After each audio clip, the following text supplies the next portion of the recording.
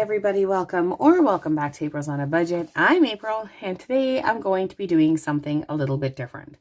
So during the course of my cash stuffing, particularly a lot in the last couple of months, I've had people approach me outside of the cash stuffing community who have asked me about my channel and asked me about cash stuffing and how do you cash stuff and all of that. And of course, cash stuffing is not the same for everybody. No two budgets are the same, whether that be your outgoing or your incoming, your personal situation at home.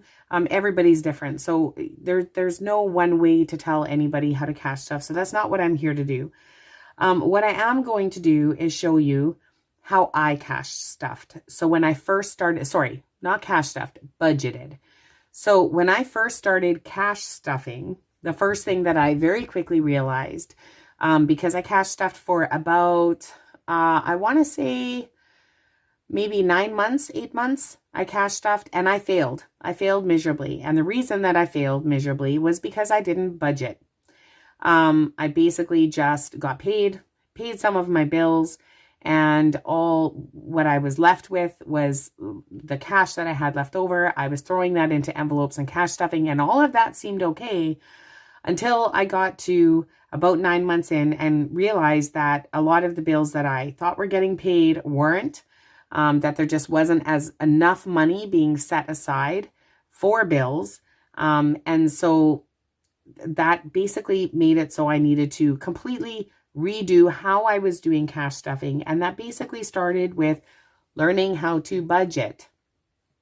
You cannot cash stuff if you don't budget. They go arm in arm, they go hand in hand, and you can't do one without the other. You have to budget. You have to get your bills under control in order to successfully cash stuff, period. Now, before I begin and I show you what I do, I'm not a financial advisor. I am in no way telling people how to spend their money, where to put their money, how to save their money. I'm just going to show you in a much more scaled down version of how I cash stuff every single month. How I budget and cash stuff every single month. So to start with, the first thing, if I could go back in time and tell myself when I first started cash stuffing and budgeting, the first thing that I would tell myself is that I need to keep my bills money separate from my cash stuffing or my spending money. In other words, we have 3 accounts, Tyson and I. I have my account, he has his account, and then we have a joint bills account.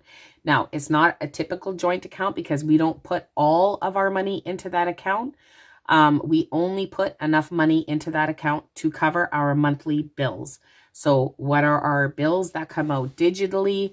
Our bills that come out, some of them are automatic, some of them we pay on payday, but we know exactly how many bills or how much in bills we have coming out of that account every single month. So we know what our bi-weekly contribution needs to be, and that number never changes. And I'll show you how right now. Okay.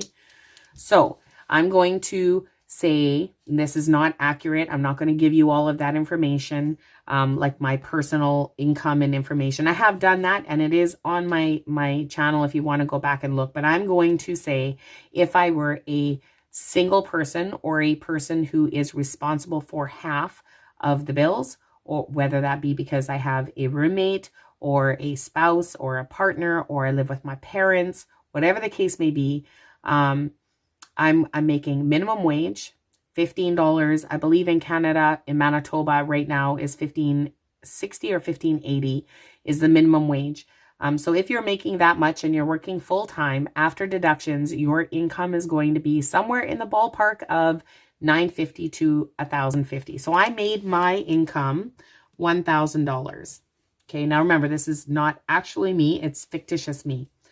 So it's smarter me when if I had began this way 30 years ago. Okay.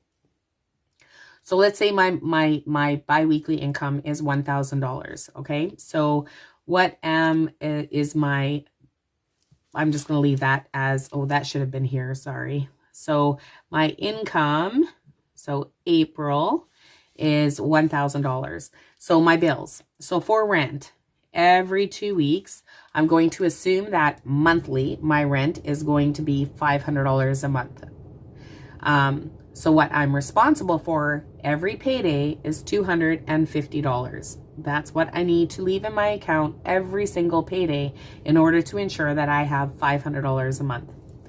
The other thing that I have is transportation. So that can be bus tickets or car insurance. If you have a car, it's going to be car insurance. I'm going to assume that if I make $1,000 bi-weekly, I probably don't have a car, or not a brand new car anyway. So I don't have a large car payment or any car payment. So I'm going to say for transportation, I have car insurance, and car insurance where I live would be about $150 a month. And then I'm going to have a phone bill. So my phone bill, most people's phone bill nowadays is between $80 and $100 a month for a cell phone. So I'm going to say that my bi-weekly contribution for my, this should have been $75. So I'm going to say that my bi-weekly contribution for my cell phone bill is going to be $40, assuming that my cell phone bill is $80 a month. My electric or hydro gas bill is going to be approximately $150 a month. So I'm going to set aside $75 every payday for my hydro bill. And then for my streaming services, if I were, and I'm not going to, but if I were to give advice to anybody, the biggest advice I would give to people today is please, please stop paying a cable bill. Nowadays, there is so many streaming services out there. Even if you get rid of your cable bill and you find every single show that you keep your cable for, you will not be paying the $150 or $155 or $180 a month that cable wants for a cable bill. It's insane what they charge for a cable bill nowadays. We stopped paying our cable bill about 2 years ago. We cut off our cable. And I don't miss it. I don't miss it at all, not even a little. A couple of times we have gotten different streaming services to get shows that we missed and then realized we weren't watching it anyway. So we just let it lapse. There was a couple times we had streaming services just end because we didn't renew and didn't even notice we didn't have it. When we didn't notice for months and months and months that we didn't have it. So clearly it was something that was ridiculous that we were paying for because we didn't even notice it gone. So we are down now to 2 streaming services that we pay for every single month. We have 4, but YouTube and Prime I don't count as part of our streaming services because I would have those whether I watch them or not. Because I need them for my business. So they fall under a different category for me. But for streaming services, we have Netflix and Disney Plus. Those are the only 2 that we still have. So for streaming services, I'm going to assume that my person, I would have probably maybe 4 or 5 streaming services. So we will say $60 a month. So that would be a $30 bi-weekly contribution is what I would need to put into my account to make sure that I have enough to cover that bill. So in total, my bi-weekly bills would be 75, so $470. That's going to be how much money from my $1,000 that I need to make sure that I have in my account every single 2 weeks in order to cover my monthly bill. One of our cats did a no-no because it's too cold outside. They did a no-no in my house and now my allergies are through the roof. Okay, so anyway, so now I'm going to be left with $530 is what I'm going to have left out of my paycheck. So I need to explain something before anyone starts cash stuffing. The way that I did it, some people are perfectly happy to say, okay, on the first of the month, I have to come up with $500 for rent. Okay. If I allow that $500 to come out of the account on the first of every single month, if I rely on that paycheck. So let's just say on the first of the month, my rent comes out. On the third of the month, my car insurance comes out. That's going to be $150 for car insurance and $500 for rent, which means, and on top of that, also my hydro bill comes out. Okay. So in total, that would be $500 plus $150 plus my hydro bill, which would be $150. So in total, I would have $800 coming out of my $200 on the first of the month, or in the first pay period of the month. Now, if that happens, you need to make that $200 that you have left has to stretch until the following pay period. Now, the following pay period, all you have coming out of your account is your phone bill, which is $80, and your streaming services, which is $60. So you would have a total of $140 coming out of your account that pay period. So if I were starting my budget over and this is what my income was, I would definitely want to be starting my budget during the second half of the month, because the second half of the month, this is all I have coming out of my paycheck. So I'm not going to only pay $140. I'm going to put $470 in my bank account, even though my total bills coming out of that pay is only going to be $140. I'm still going to put $480 in my bank account, because I know that $330 that's left in my bank account that I'm never going to touch is still going to be there in the first half of next month, so that when my rent comes out, and when my car insurance comes out, and when my phone comes out, or hydro, comes out, I'm not only left with $800, I now have, what did I say? It was phone and streaming.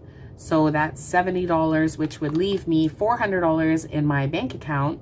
That's going to stay in my account until the first pay period of the following month.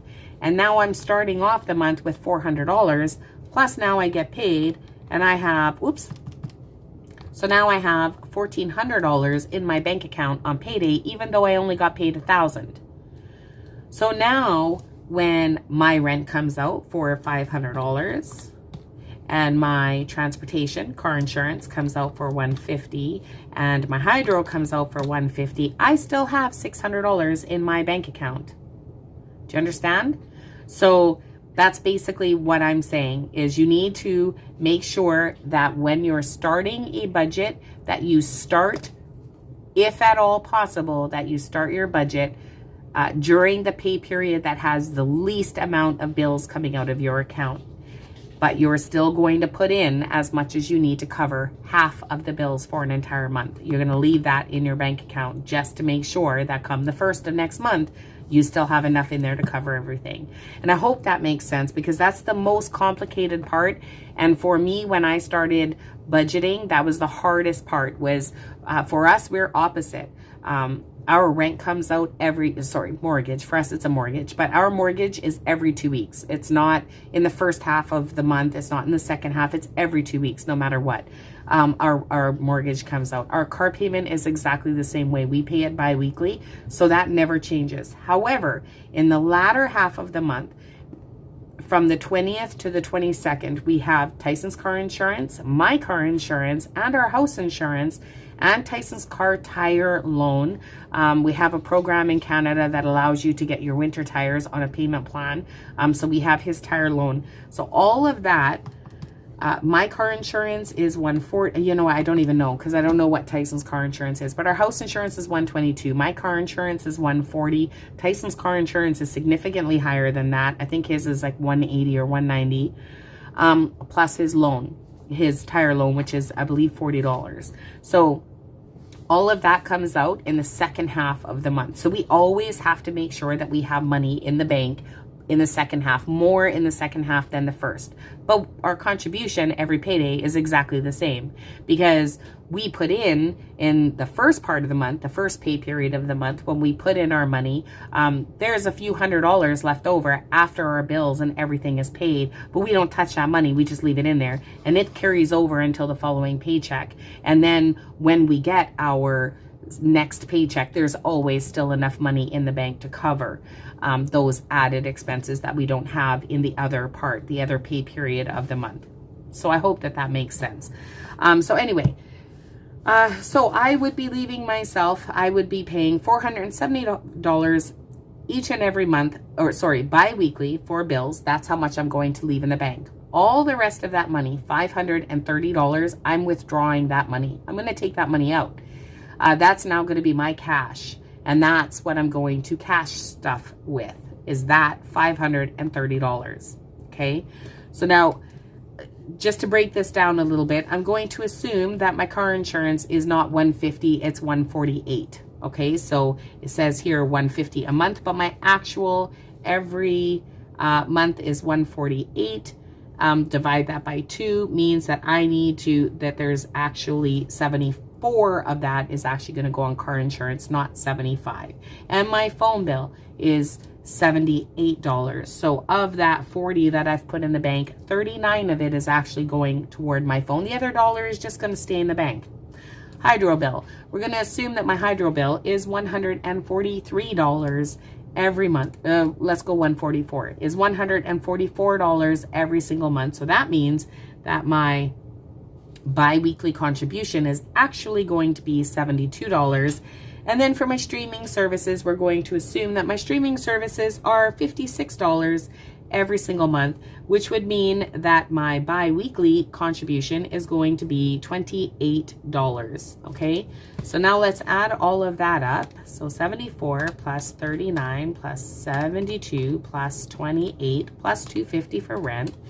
So now my actual bills coming out, even though I've left $470 in the bank for my bills, my actual bills coming out is going to be $463, which leaves me with a $7 buffer in my bank account. And that $7 is going to be in there every single 2 weeks. So after 2 weeks, that number is going to become 14. 2 weeks later, that number is going to become 21, and so on and so forth. And that number is just going to gradually build. So you're saving money right here without even realizing you're saving money. If you don't touch it, in a year's time, you're going to have couple $100. You can take that money and go make an extra debt payment, or go put it on something that you go buy yourself something pretty, whatever. Do whatever you want with it. But either way, you want to leave yourself with just a smidgen more than what your bills are, so that you always have this little tiny buffer in your bank account every 2 weeks. Okay. So now I'm going to withdraw $530 from my bank account. No, I'm totally not. I lied because I forgot something. Debt. So I'm going to assume that I've probably accumulated about $3,000 in debt. I would say that's about the average of any single person's debt. So let's say you have a Visa and your debt payment is $100 a month because you have a $3,000 credit card. So we're going to go $100 a month, which would mean your bi-weekly contribution is going to be $50. So you need to pay that as well, but I'm going to put that here because it's under debt payment. Okay. So now that's going to leave me a grand total of $480. So that is the amount that I'm going to be withdrawing out of my bank account at the end of a 2-week period. That's what I have to live on for 2 weeks. Now, $480 seems like an awful lot of money. And the thing is I cannot overspend now. I can't spend my bill money because I'm not accessing my bill money. I'm just using my cash. So no matter what, I know my bills are getting paid. I know that I'm not going to accidentally overspend somewhere and accidentally dip into my spending. And that is the most important thing that I can say, which is why I say that it's important to have a bills account. Because if you're never spending out of that account, your bills are always paid for. And what a relief in life to know that your bills are always paid for. I mean, that's everybody's biggest stress, right? Is, do you have enough to cover the bills? And if you don't have enough to cover the bills, it's usually because you've overspent somewhere. So keep your bills separate from your money. I cannot stress that enough. All right. So now I have $480. That's how much I have every 2 weeks for spending on whatever I want. However, I need to eat. So I'm going to just put a little 480 right here just to remind myself. Okay. So now I figure I'm pretty good with money. Groceries wise, I'm pretty good at making food stretch a long way. I was a single mother for a very long time. So I used to live on probably $75 to $100 every 2 weeks on groceries and did fine with it. So I'm going to say that For groceries, I'm going to allow myself $150, and that's very generous bi-weekly. Okay, so that's going to be my grocery budget. And then for fuel in my car to get to and from work every 2 weeks, and this is assuming I'm full-time, so I'm driving to and from work 5 days a week. And then on the weekends, I want to, go visit friends. I want to go do stuff. So I need to have fuel money. So I'm going to give myself $80 bi-weekly for fuel. So that's going to be my total. This is not savings. This is expenses. I put it here because I only need a few of them. So I needed the smaller block. So now I'm going to assume that my expenses are $230 every 2 weeks. And this money is only to be used on this stuff. That will come into my reason later. Okay. So now I'm spending $230 from my $480, which leaves me with $250. Once at the now, I have $250 in cash. What am I going to do with it? Well, we're going to cash stuff. That's what we're going to do with it. So now I'm going to work out my sinking funds. So what are the things now, I should mention, if you have a pet, a lot of people put their pet here. As an expense. I don't. I use a pet in my sinking funds because I carry it over elsewhere if I don't use it. But so a lot of people will put their pet here. I put it in my sinking fund. So it's okay if you want to put it there, but I put it up here. So anyway, so now I'm going to figure out, okay, well, I want to, have money in my purse for 2 weeks. So I need to have money for shopping, for things like that for the next 2 weeks. So what am I going to allow myself? So in my wallet, what I'm going to give myself is, for spending, I'm going to be generous, and I'm going to say that I'm going to give myself $40 every 2 weeks. And then for takeout food, which is pretty self-explanatory, I'm also going to give myself $40 every 2 weeks. And then last but not least, miscellaneous. And that's for unexpected expenses that pop up, things that you weren't counting on. You've spent all your grocery money. You don't have any. And oh, darn, I went grocery shopping, spend my whole budget. And now I just realized I don't have any butter. Miscellaneous. So that's what that money is for. In my wallet, in my cash stuffing budget, I call that milk money. But that's my miscellaneous, okay? So I'm going to give myself $20 every 2 weeks for miscellaneous. Now I'm going to draw a little line right here because I want to separate that. So this is money I'm going to keep in my purse, labeled, and that's important. So I'm going to put this in my purse in little envelopes, and I'm going to take that with me, and I'm going to spend out of those envelopes only. So if I have takeout food and I spend $38 and now I want a burger, I can't afford a burger unless I dip into my spending or unless I dip into my miscellaneous. That's a common mistake that a lot of people make in the beginning of their cash stuffing or their budgeting is, I'll just take it out of here. But you'll find out in a little bit why that's a problem. Now, next, I'm going to start my first budgeting binder. So in my budgeting binder, and this doesn't have to be a binder, you can use anything. You can use an envelope, paper envelopes, and just write on it.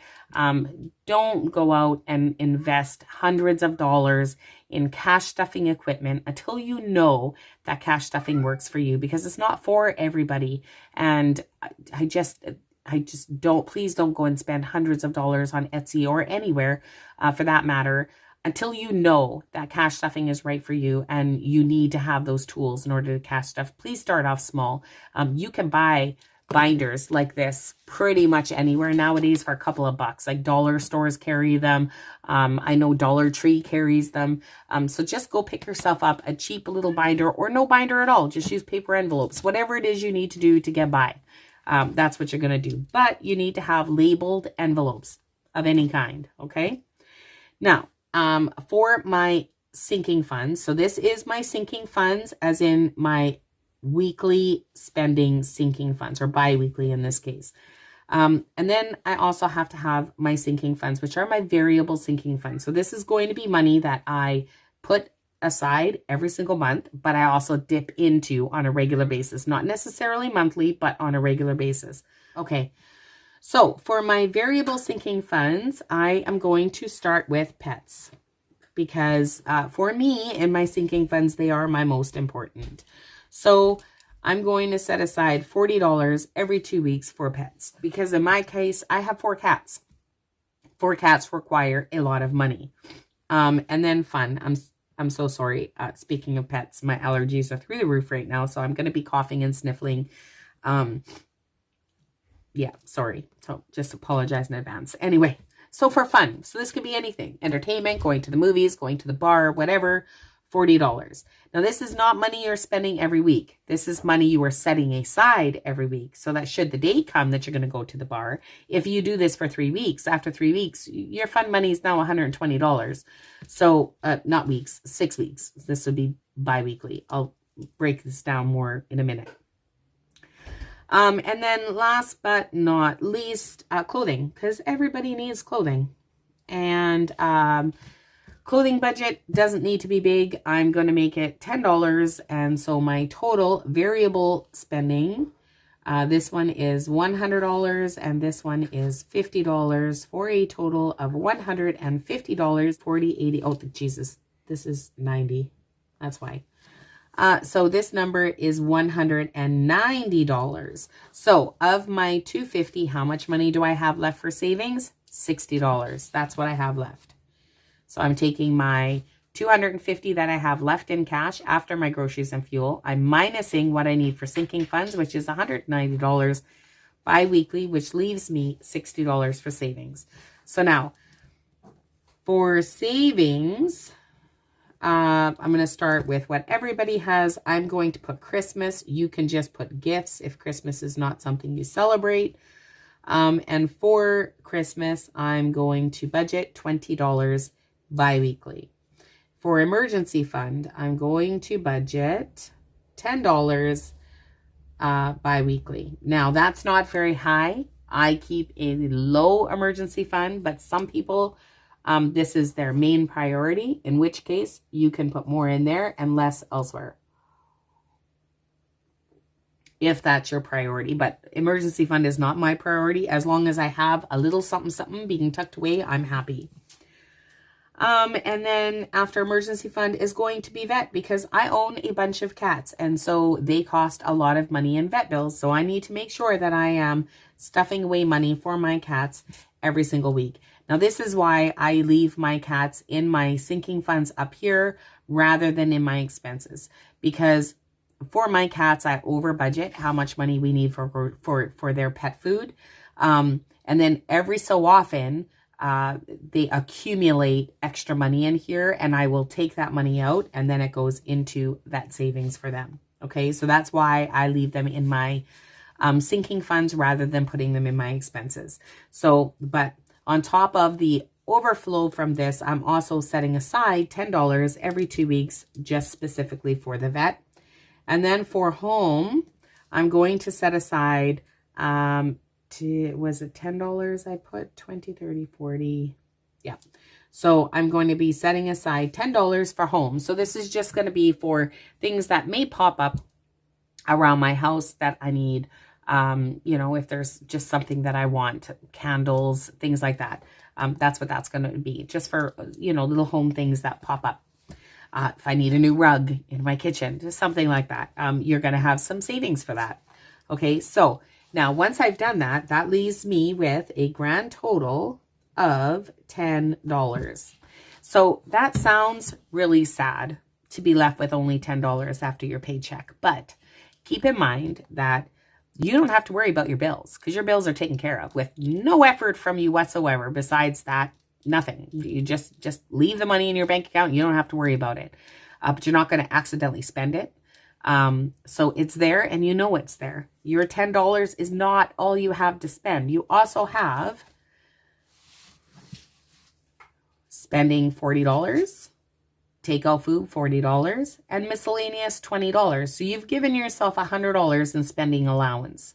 And if you spend that wisely and you don't blow all of that in your 2 week period, you're going to be left with a lot of extra money at the end of every 2 week period. But we'll get to that. So for me, I struggle with making $20 last me for 2 weeks. It's a lot harder for me to make $20 last for 2 weeks than it is for me to make $10 last for 1 week, which is why I cash stuff weekly. And I think that that's why most cash stuffers cash stuff weekly. It's far easier to keep track of your money and where your money is going and what you've spent if you're calculating it every single week instead of every 2 weeks. So we're going to break down all of these numbers into weekly amounts instead of bi-weekly amounts. So my total, I'm going to go spending is 20. Takeout food per week is going to be $20. Miscellaneous is going to be $10. My pets are going to be $20. Fun is going to be $20. Clothing is going to be $5. So this total is now $50 and this total is now $45, which leaves me with $95. So I have my $190. I'm going to divide that by 2 and I'm going to keep 95, and the other 95 I am going to tuck it away into week 2. So I'm going to have an envelope somewhere laying around that I'm going to take that money and I'm going to stick it in and I'm going to leave it there until the following week. And I'm going to do the exact same thing with my Christmas money, my savings. So rather than cash stuffing some of it 1 week and not cash stuffing some of it the other week, I prefer to do all of this, all of my sinking funds and savings weekly, not bi-weekly. It's just easier to keep track of for me. So for Christmas, $10, for emergency fund, $5, for a vet, $5, for home, $5. So that's going to be a weekly contribution of $25, and my amount left over is going to be $5. Okay. So now I've done this. Now I know how much money I'm going to be cash stuffing. I'm going to have a total of $95 plus $25, which leaves me with $120. Now this 5, I recommend you find a place for it. Like if it were me, I would take that $5, that extra 5, and I would just put it somewhere. I may change that amount. I may each week say, you know what, this week I'm going to put the 5 in Christmas. Next week I'm going to put the 5 in emergency. The following week I'm going to put the 5 in the vet. But every week I'm going to put that 5 somewhere. I just haven't included it into this budget just for simplicity purposes. Okay. So now I have to take out $240. I'm going to have a week 1 envelope with $120 and a week 2 envelope with $120. And I'm only going to cash stuff into week 1. Okay. And that is it. And that is how you budget your money. No, that's not how you do it. That's how I do it. So that is how I budget my money is I do a monthly breakdown of my bills. I take an average of how much I pay on, not an average, an actual total of how much I pay monthly on my bills. And then we divide that up. And every 2 weeks, we put that amount into our bank account. And it ensures that no matter what, our bills are always paid. When it comes to debt, if you have your $5 left over, and if your Visa bill is $49, I would highly recommend that this is where you put your $5, which it would actually be $10 because it's a bi-weekly contribution. So this is where I would put that 10 is $60, because if you're making 10 or 11 extra dollars on your credit card payment every 2 weeks, that is massive. When it comes to this, that all goes on principal. So that is huge for paying down your credit card. And we're going to come into that more in the next video, because in the next video I'm going to actually take all of this cash that I have and I'm going to budget it. I'm going to cash stuff it. I'm going to stick it all in envelopes, and then I'm going to go and spend it. And after I'm done spending it, I'm going to show you what I do with it after that. So if you like this video, please remember to like and subscribe. I hope this wasn't too complicated, and I hope I didn't go on and on too long. For those of you who've been following my channel for the last 2 or 3 years, you all know how to cash stuff. So, you know, let me know if I've missed anything or forgotten anything. I love feedback. I'm okay with feedback. Be polite, but I'm okay with feedback. And if you're new to cash stuffing, and this is the very first video you've ever watched for cash stuffing, if you have any questions, please feel free to leave them down below in the comment section, and I will do whatever I can to try to explain it to you. So that's all I have. So yes, I already said it. Like, subscribe, all that fun stuff. I'll see you all in the next video. Bye, everybody.